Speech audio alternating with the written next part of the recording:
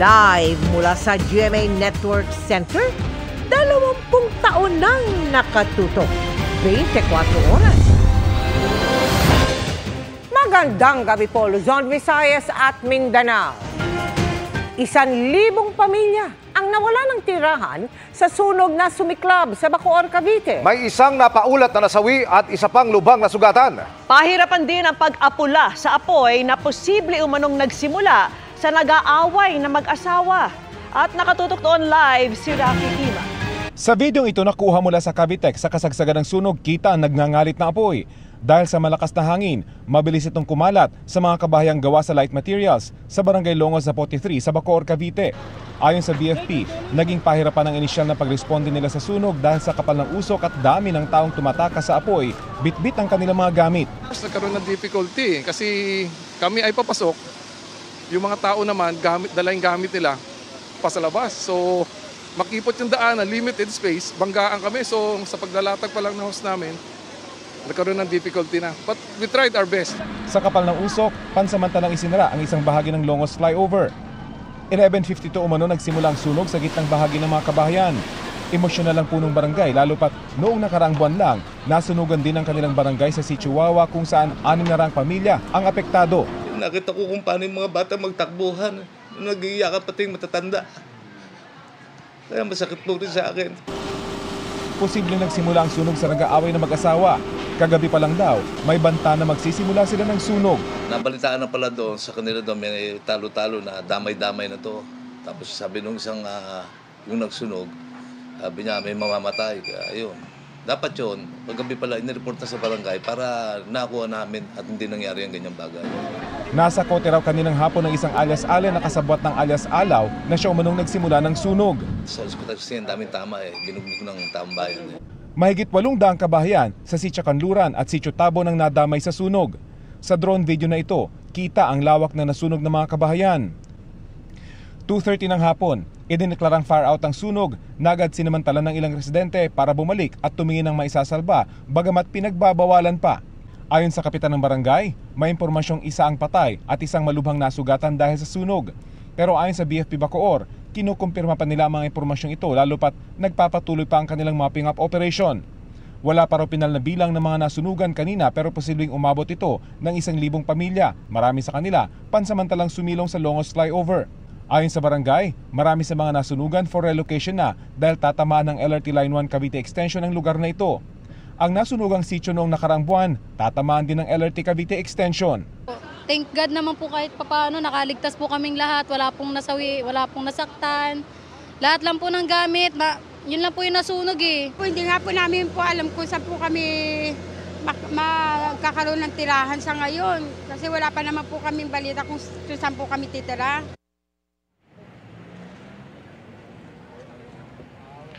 Vicky, nagsuot na tayo ng mask dahil papunta rito sa ating direksyon yung usok na kanina pa natin iniinda. Pero ayon sa BFP, pagtitiyak nila, wala nang apoy sa ngayon sa mga kabang ito kundi usok na lamang.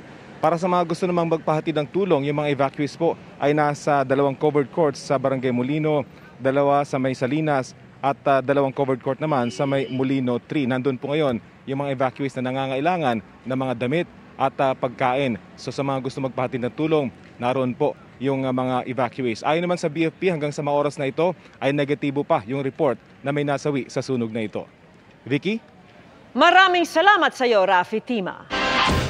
Inilabas ng Interior Department ang malinaw na mugshot ni Pastor Apollo Kibuloy at 4 na kapwa niya akusado sa gitna ng mga punang hindi sila makilala kahapon.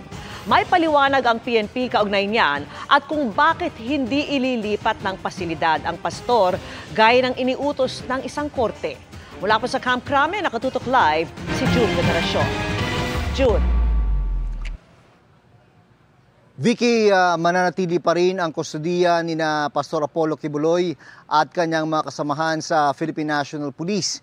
Ito'y sa kabila ng utos ng Quezon City RTC na sila'y ilipat sa City Jail mula dito sa PNP Custodial Center. No one's above the law, ang caption ng Interior Secretary nang i-post online ang mga official mugshot ni na Pastor Apollo Kibuloy at mga kapwa-akusado. Hindi rin blurred tulad ng inilabas na mugshot ng PNP kahapon. Yun po yung pulisiya po ng PNP bilang pagsunod na rin po sa advisory and guidance po ng Commission on Human Rights na we should not be exposing po yung kanilang pagkakakilanlan. Bukod sa mga mugshot, hindi rin kita at halos di makilala sila Kibuloy nang ipresenta sa media. Because of the request ng lawyers at saka ng individual, but we really cannot force them na ipakita yung kanilang mukha. I can assure you, itataya ko po yung serbisyo ko na sila po yun. Sa isang post, binanggit ng abogado ni Kibuloy ang nalabag umanong kasunduan sa pagsuko ng pastor. Bagamat di malinaw kung ano ito eksakto, binanggit din sa parehong post ang salitang mugshot. Iniutos ng Quezon City RTC Branch 106 na ilipat na sina Kibuloy at mga kapwa-akusado sa kasong child and sexual abuse mula sa PNP Custodial Center patungo sa mga jail facility ng BJMP. Sabi ng PNP, mananatili sila sa kanilang kustodiya alinsunod sa commitment order mula naman sa Pasig RTC Branch 159 kung saan may hinaharap silang kasong qualified human trafficking na hindi maaring piyansahan.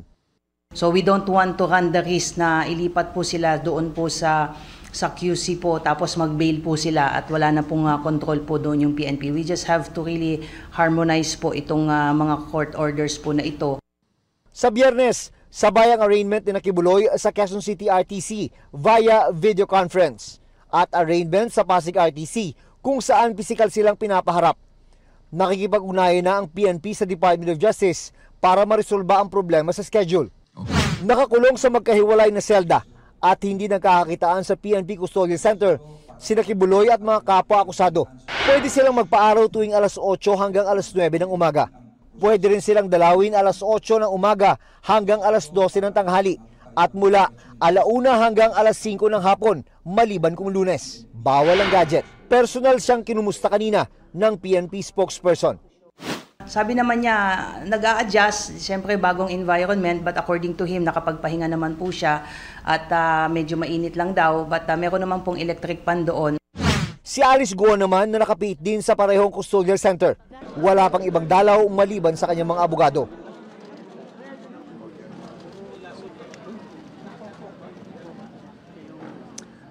Samantala, Vicky, tiniyak naman ng PNP ang seguridad ni na Pastor Apollo Kibuloy at iba pang high-profile inmate dito sa PNP Custodial Center. May mga security adjustment na raw na ginawa para hindi na maulit ang nangyari noon kay dating Senadora Leila de Lima na nalagay ang buhay sa panganib ng i-hostage ng mga miyembro ng Abu Sayyaf sa loob ng kulungan. Vicky. Maraming salamat sa iyo, June Veneracion. Hinahanap na rin ng NBI ang umano'y body double ni Alice Guo na ipinanlito umano sa mga autoridad. Ikinakasa na rin ang reklamo na isasampal laban sa abogadong nagnotaryo ng counter affidavit ni Guo. Nakatutok si John Consulta. Sa pagdinig sa Senado kahapon, sinabi ni Alice Guo na hulo sila umalis ng Pilipinas sakay ng isang yate. Nang tanongin ni Senator Risa Ontiveros si Alice Guo kung kilala niya si Attorney Elmer Galicia, tumikom na ito. Sinabi mo sa isang media interview, Marami ka ng interviews, alam ko po yon.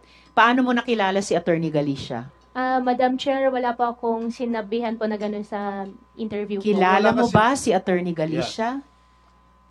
Madam Chair, I invoke my right po.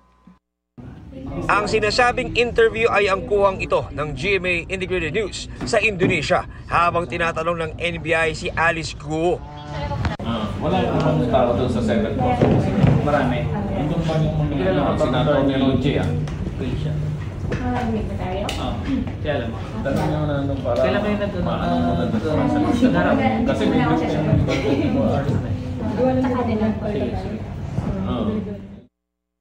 Ayon sa NBI, makakatulong ang impormasyong ito na ibinigay ni dismissed Mayor Alice Guo sa kanilang ikinakasang kaso laban kay Attorney Elmer Galicia.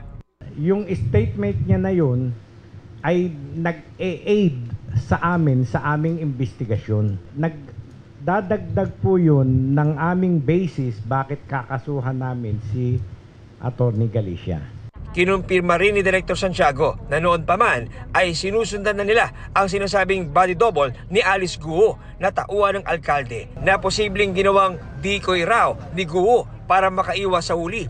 Mismong si Guo ang kumumpirmang taon niya ito nang tanungin ng NBI sa Indonesia. Ano po? Saan po yan? Tao po yan. Lahat ng tao po halos long hair. Kamukha niyo, ma'am. Kamukha niyo po niya. Slimmer version. During the hinahanap namin si Alice Guo, yan ang rabbit namin. Yan ang rabbit. Ang ibig sabihin po ng rabbit, yan yung susundan mo para makuha mo yung principal.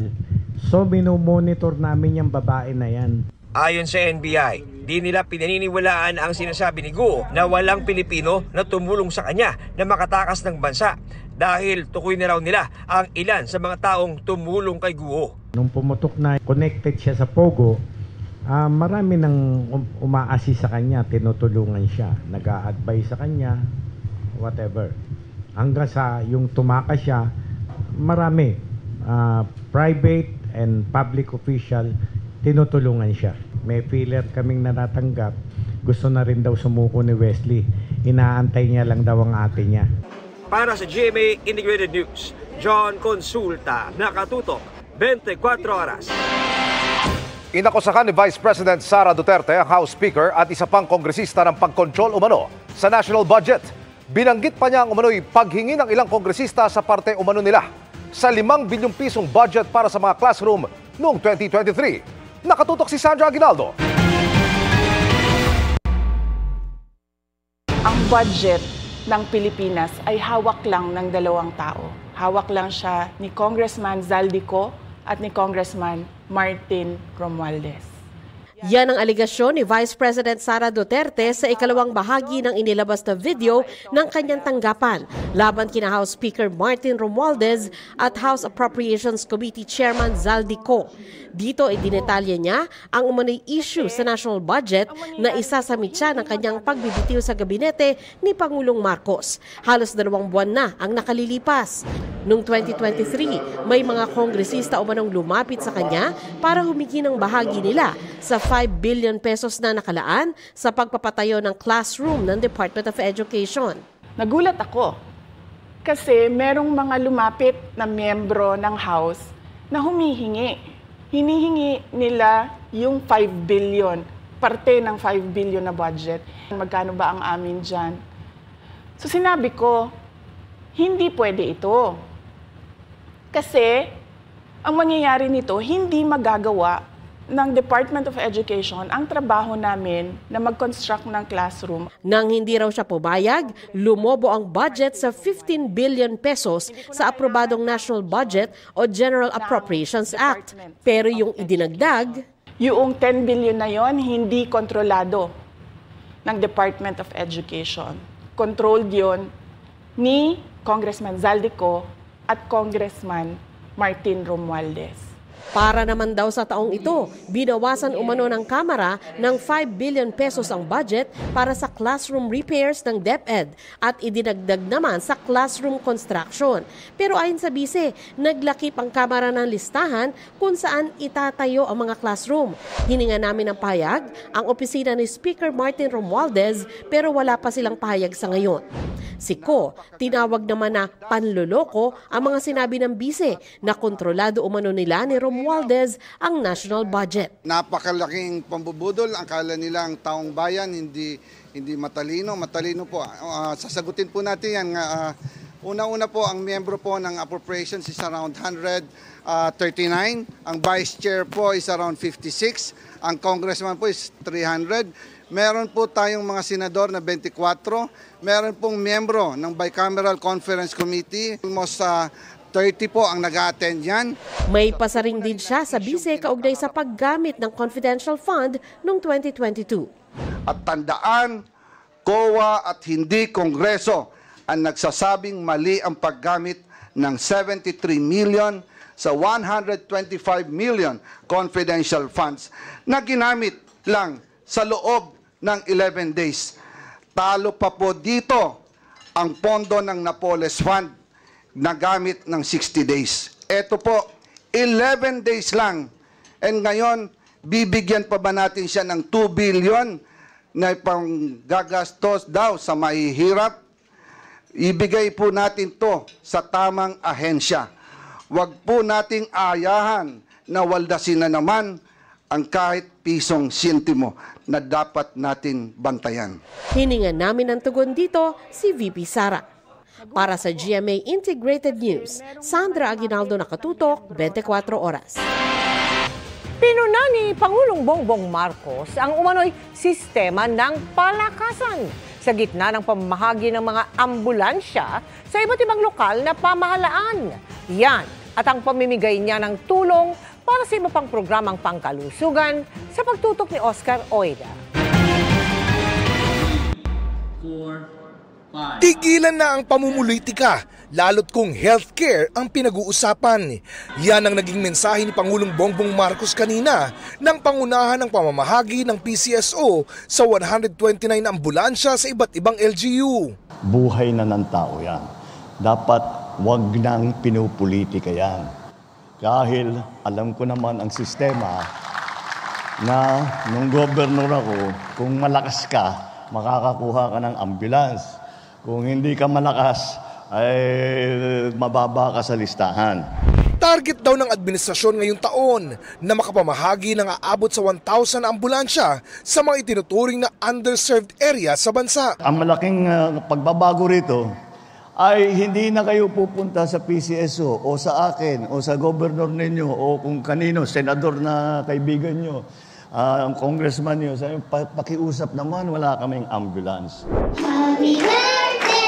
Maagang pagbati naman ang handog ng mga batang pasyente sa Pangulo sa kanyang pagdalo sa paggunita ng Childhood Cancer Awareness Month sa Philippine Children's Medical Center.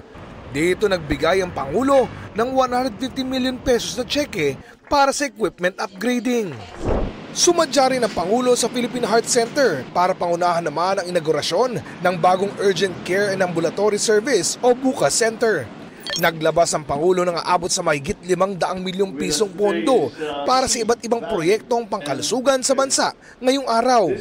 Ipinag-utos naman ang paglipat ng National Irrigation Administration sa ilalim ng Office of the President mula sa Department of Agriculture sa pamamagitan ito ng Executive Order 69. Para sa GMA Integrated News, Oscar Oida, nakatutok, 24 oras. Pinayagan ng Tarlac Regional Trial Court ang pagdalo ni Alice Guo sa anumang investigasyon ng Senado kaugnay sa operasyon ng iligal na pogo. Base sa sulat ni Presiding Judge Sara Vedania de los Santos kay Senator Risa Ontiveros, maaring dumalo si Guo sa tuwing siya'y kinakailangan sa pagdinig. Kailangan lang anya ng prior request mula sa Senado para maiwasan ang conflict sa schedule. Sinilbihan ng arrest warrant si Guo ng Tarlac RTC para sa 2 kaso ng paglabag sa Anti-Graft and Corrupt Practices Act.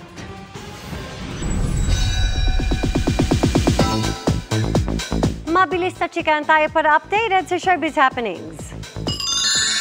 From one Aspen to another, Panda sends love to Yoda. Nakisimpatize at tila nag-imbita pa for a cup of tea si Heart Evangelista at kanyang fur baby na si Panda sa Aspen na si Yoda matapos hindi papasukin sa isang restaurant sa Tagaytay. Humingi na ng apology ang restaurant pero nagpaabot pa rin ng pagmamahal ang netizens. This is not a bad idea dahil tuloy na ang Guts concert ni film singer Olivia Rodrigo sa bansa. Lahat ng kita ng kanyang Silver Star share ay mapupunta sa kanyang foundation na Fund for Good. Biro pa ng Pinoy sa ticket sales. Presyong kababayan talaga.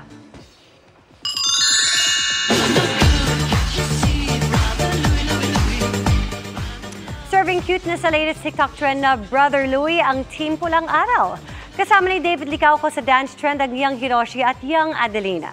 Sa isa pang video, flexing his biceps si David na nagpamalas din ng basketball skills. Nagpakilig naman ang Team Ashko o Ashley Sarmiento at Marco Massa. Samantala, pumanaw sa edad na 93 ang boses sa likod ng Star Wars villain na si Darth Vader na si James Earl Jones. Hindi naman binanggit ng agent ni Jones ang cause of death ng aktor. Nanawagan ng Davao City Council na imbestigahan ang mga posible umunong paglabag ng pulisya sa operasyon nito sa compound ng Kingdom of Jesus Christ. Pinaghahandaan naman ng pulisya ang pagharap sa mga posibleng reklamo ng KOJC at posibleng paghahain din ng reklamo laban sa grupo. Nakatutok si Arjun Relator ng GMA Regional TV.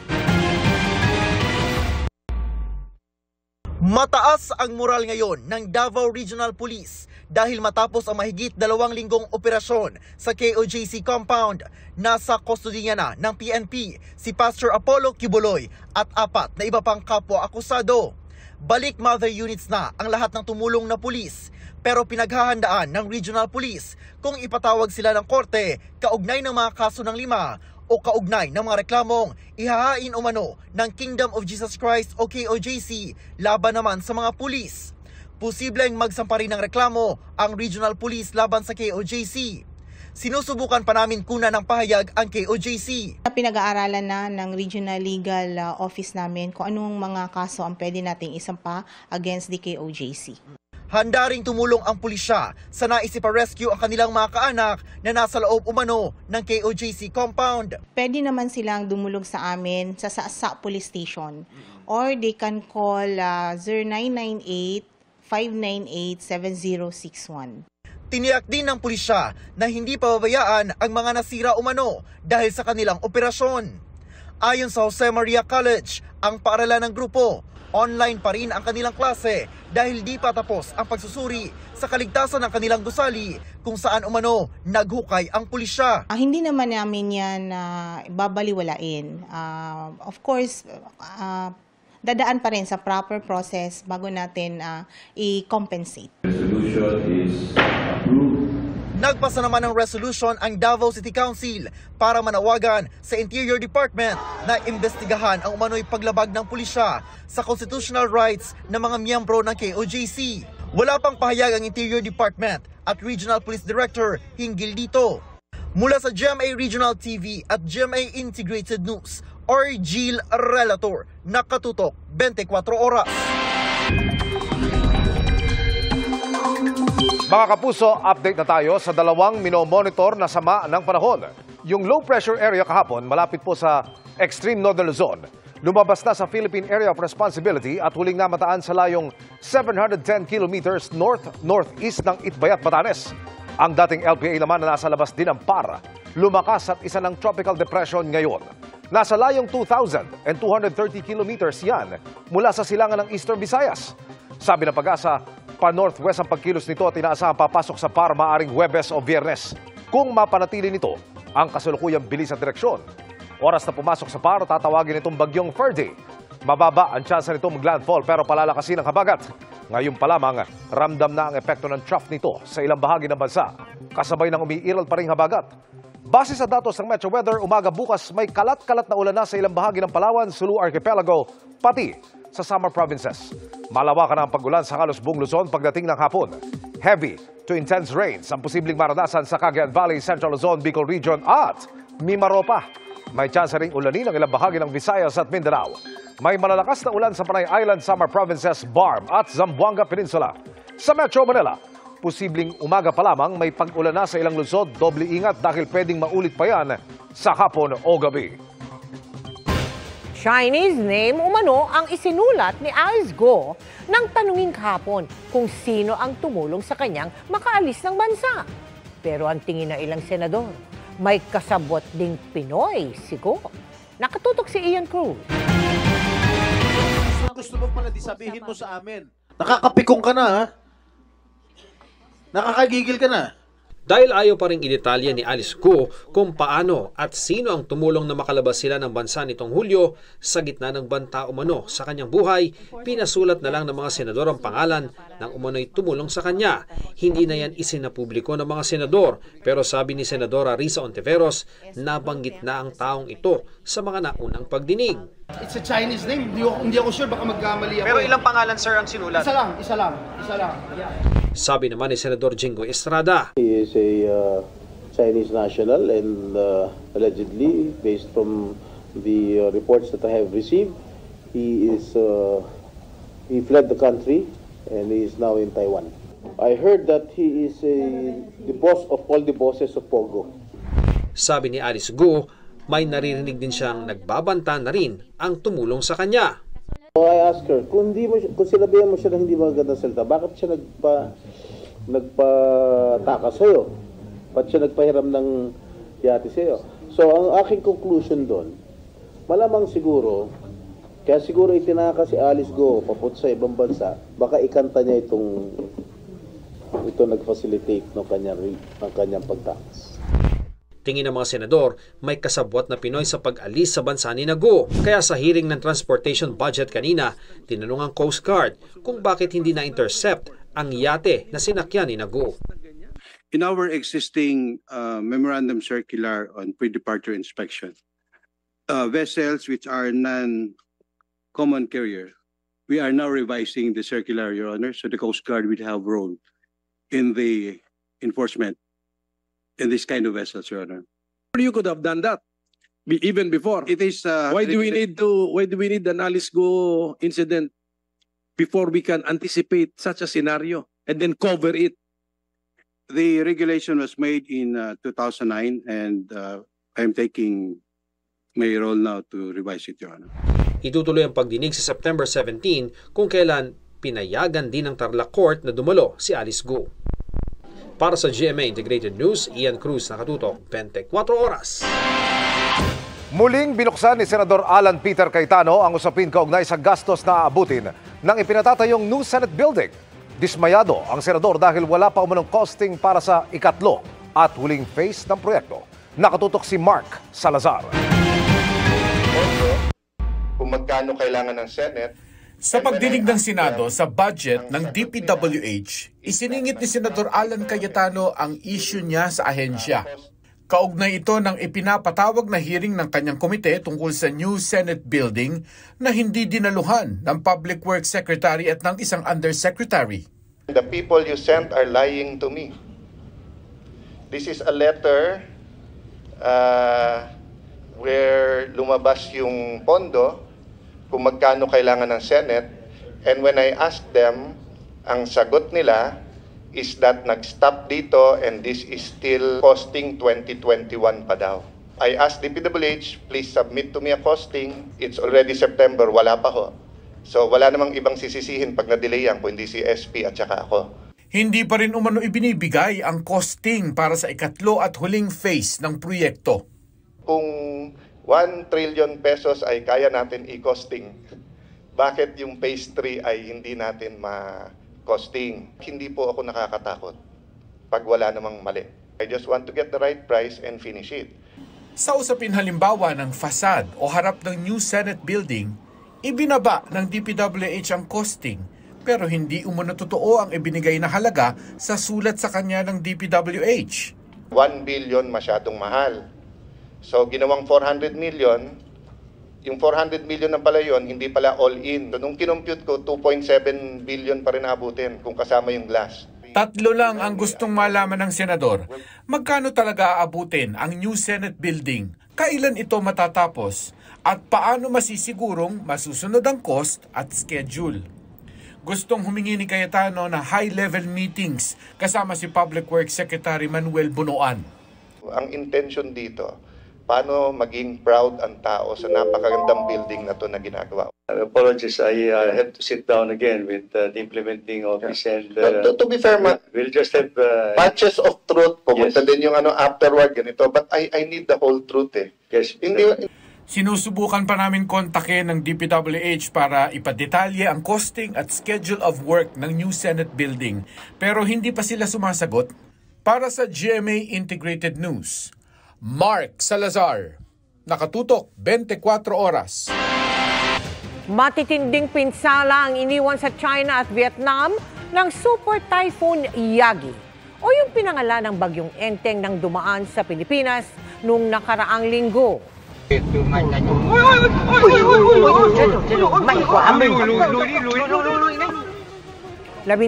tao ang hinahanap sa pagguho ng tulay na yan. Ilang sasakyan din ang nahulog sa ilog. Kabi-kabilang pagbaha at pagguho ng lupa rin ang naitala sa Vietnam. May mga nagtumbahan ding puno at humambalang sa mga kalsada. Sa pinakahuling ulat ng Disaster Management Agency ng Vietnam, umakyat na sa 82 ang nasawi mula nang mag-landfall ang bagyo sa northeastern coast ng Vietnam noong Sabado. Mahigit 6 na po naman ang naiulat na nawawala.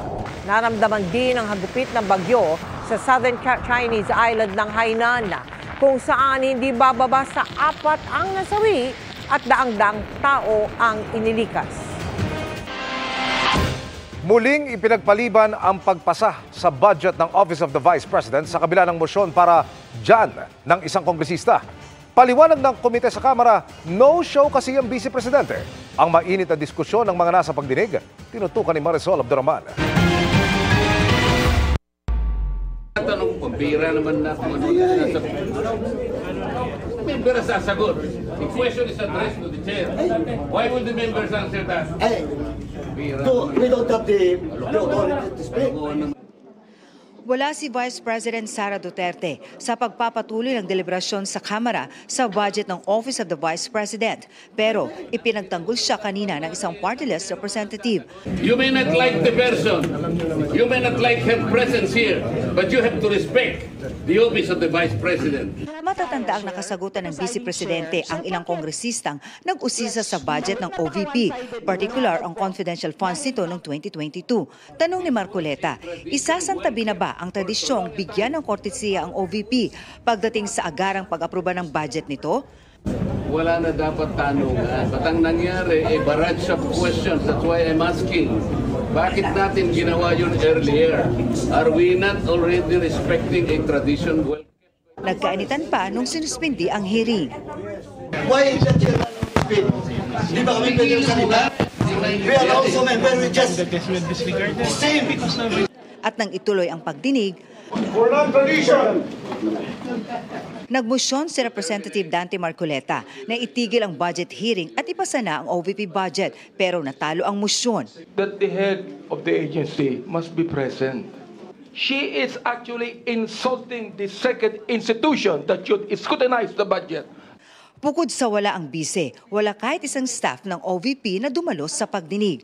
Bago nagsimula ang hearing, nagpadala na ng sulat kaninang umaga si Vice President Duterte kay House Speaker Martin Romualdez para sabihing ipinapaubay na niya sa House Appropriations Committee ang kanilang budget. Bratinela to the max, no? Na ayaw na ngang matanong, no? Umiiwas sa mga tanong. Hindi nga, pinagtatanong niyo siya. Meron pang bratinela, whatever. That is disrespect to the office of the President, Vice President. Kung ano-ano pinagtatanong niyo sa kanya. These questions never happened before. Mga taga-COA at Budget Department ang sumagot sa tanong ng mga kongresista.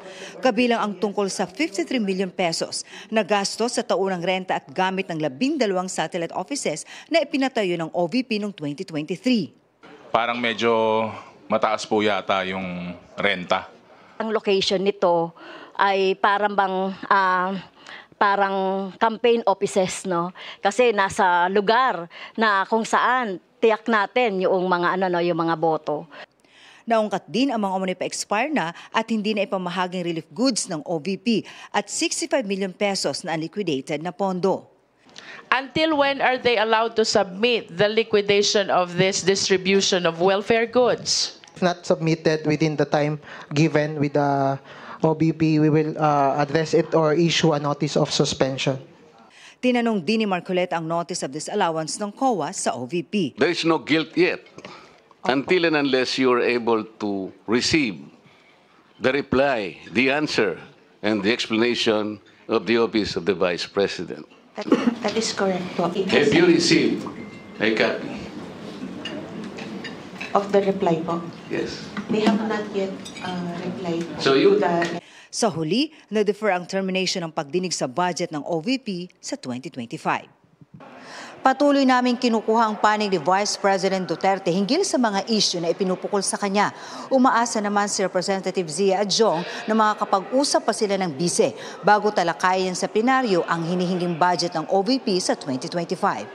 Para sa GMA Integrated News, Marisol Abduraman, nakatutok 24 oras. Matapos madiskubring nakatenga ng 4 na taon ang nasa 1.2 milyong unit ng laptop, libro at iba pa sa warehouse, sinimulan na raw itong kunin at ipamahagi sa iba't ibang lugar. Sinabi yan ni Education Secretary Sonny Angara sa pagdinig ng Senado sa hinihinging 2025 budget ng DepEd. Para makuha sa warehouse ng kanilang logistics provider ay nagpatulong ang DepEd sa Philippine Air Force, iba pang ahensya ng gobyerno at mga pribadong individual. Anya, magpapatupad ng mga reforma ang DepEd para hindi na maulit ang nangyari. Comeback is real! Reunited sa Encantadia Chronicles Sangre sina Gabby Garcia at Ruru Madrid, nabibigang buhay ulit ang characters ni na Elena at Ibarro. Pero bago yan, si Gabby may nakakalokang reaksyon muna sa isang Ruru Madrid kaloka-like. Yan ang chika ni Aubrey Carampel. Nakakaloka lang si kaloka-like. Yan ang reaksyon ni Gabby Garcia nang mabalitaan ang pang-name drop sa kanya kamakailan ni Ruru Madrid kaloka-like sa segment ng It's Showtime. Paano ba naman kasi si Black Rider wannabe? Nawalan yata ng preno. Sinong artista ang pinag-awayan nyo? 1, 2, 3, go! Gabby. Maging ang girlfriend ni Ruru na si Bianca Umali na guest hurado sa noontime show, napabalikwas tuloy sa kanyang kinauupuan. Pero dahil past is past naman na raw. Alam mo, feeling ko si Gabby Concepcion talaga to. Parang hindi ako to. Pero well, kidding aside, I'm happy for both Bianca and Ruru naman talaga. And it's nice to see them happy din together. Reunited nga raw sila ni Ruru sa Encantadia Chronicles Sangre, reprising their roles as Elena at Ibarro. Lalokohan nga kami na grabe after 8 years. Isipin mo, naging Elena at Ibrahim Ibarro ulit siya at ako. So, nakaka-throwback lang, nakakatuwa. Matagal na panahon na yon at nakakatuwa. I mean, kami dalawa ni Gab, the last time na nakasama ko siya sa taping ng Sangre, nag-catch up kami, nagkwentuhan kami. So, you know, parang masarap lang sa puso na parang, you know, parang nagre-reunion lahat. Si Gabby very happy rin daw with boyfriend Khalil Ramos. Recently, pinost pa ni Gabby ang kanilang food trip sa Vietnam. Looking forward din si Gabby sa kanilang upcoming Hawaii trip this month. Kaya excited talaga ako kasi kompleto lahat. Nandun yung family ko and of course Khalil is there. So looking forward. I am very happy rin for her na she's doing her own thing, na yun talagang pinapangarap niya before. Ngayon, ginagawa niya na, and I think kitang-kita ko naman din yung happiness niya with Khalil. Matagal na rin sila. So, we're very happy para po sa kanilang dalawa. Aside from acting and traveling, enjoy rin si Gabby sa kanyang hosting duties. Katunayan, siya ang nag-host ng opening ng ine-endorsong beauty clinic na dinaluhan din ni Ruru at ni GMA Network Incorporated Senior Vice President, Attorney Annette Gozon Valdez. Aubrey Carampel, updated showbiz happenings. And that's my chika this Tuesday night. Ako po si Iya Adaliano, Miss Mel, Miss Vicky, Emil. Thanks, Iya. Salamat sa iyo, Iya. Thank you, Iya. At yan ang mga balita ngayong Martes. Ako po si Mel Tiangco. Ako naman po si Vicky Morales para sa mas malaking misyon. Para sa mas malawak na paglilingkod sa bayan, ako po si Emil Sumangil. Mula sa GMA Integrated News, ang News Authority ng Pilipino. Nakatuto kami 24 oras.